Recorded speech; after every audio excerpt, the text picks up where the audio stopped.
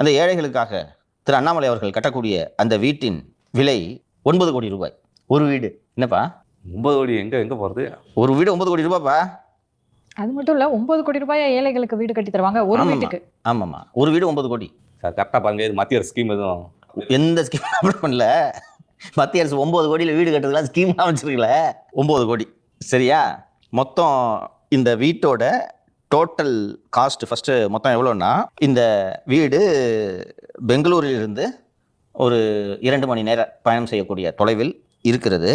ஹரோபந்தே, காவேர்னஹள்ளி, கேராஹள்ளி ஆகிய 3 கிராமங்களில் இந்த வீடுகளை, வீடுனா வில்லா, 9 கோடினா வில்லா, அது வில்லா ஹவுசஸ், ஒரு 4,000 சதுரடியில் வீடு பங்களா மாதிரி கட்டி மொத்தமாக தந்துடுவாங்க. பேக்கேஜ் நீங்கள் அமௌண்ட்டு கொடுத்தீங்கன்னா போதும், எல்லாத்தையும் பதிவு பண்ணி கொடுத்துருவாங்க.